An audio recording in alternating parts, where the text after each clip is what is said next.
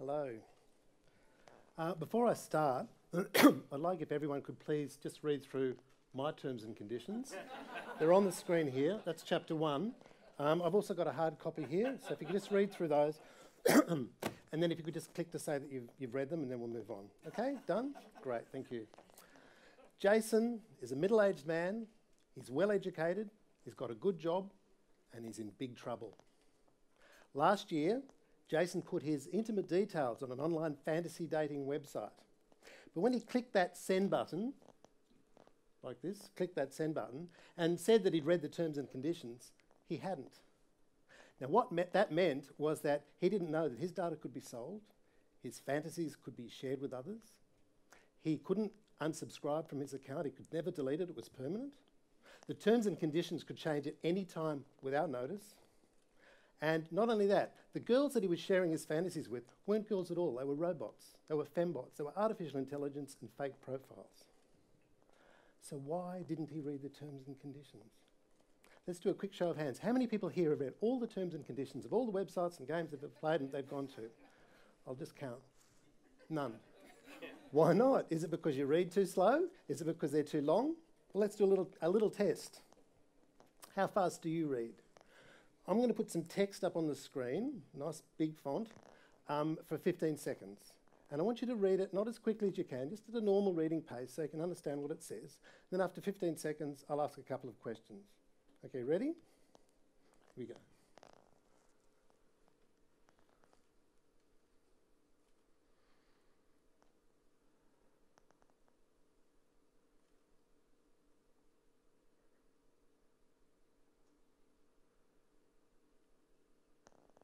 How did you go?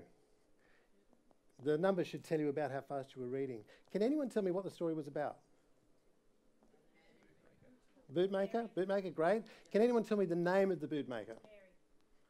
Wow, that's fantastic. You are reading at 948 words a minute. That's incredible. That's fantastic. I missed the middle paragraph. Oh, that's cheating.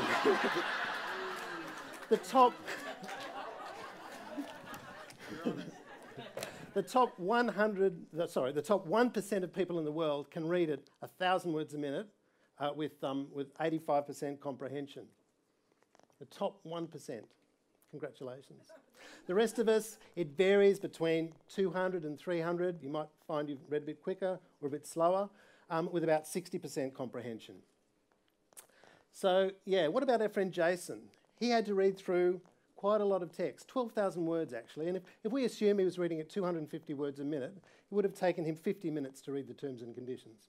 Okay, it's important, I'm going to share my fantasies, but they can change at any time without notice. So he'd have to read it every time he used the site, and he used it 10 times a day, so that's a lot of time. So let's assume we all read at the international average of 250 words a minute. There's a lot of online tests you can do to test your speed. That was one we just did before. Let's assume we read at 250 words a minute. How long would it take us to read the terms and conditions of a variety of sites, or a variety of documents? To read the United Nations Declaration on Human Rights will take you about 7 minutes. The American Constitution, 18 minutes. PayPal's longer than Hamlet.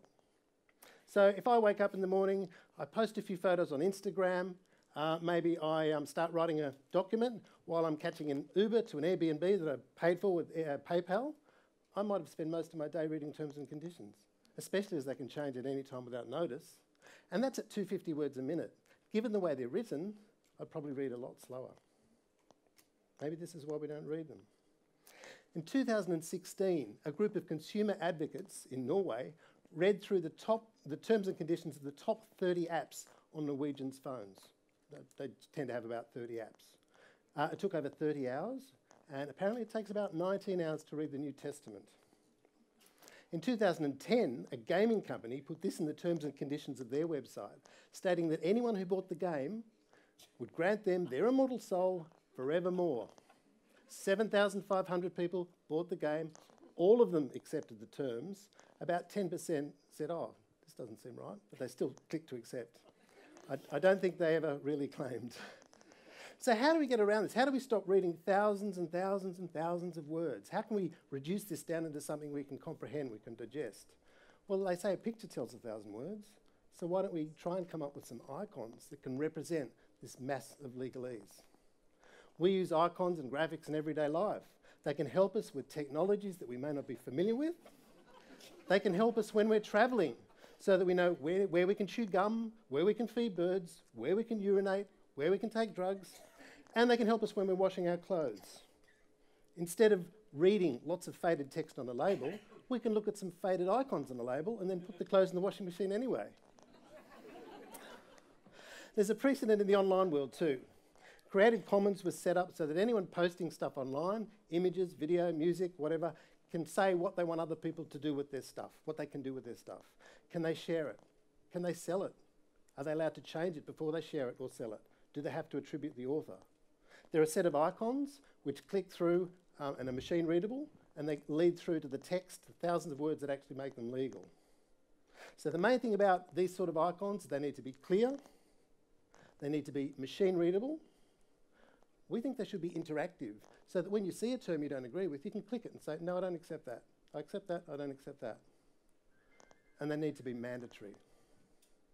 So a lot of groups around the world are actually looking at trying to turn privacy into a set of icons, but why not all terms and conditions? Mandatory icons for terms and conditions. We've been having a think about a few.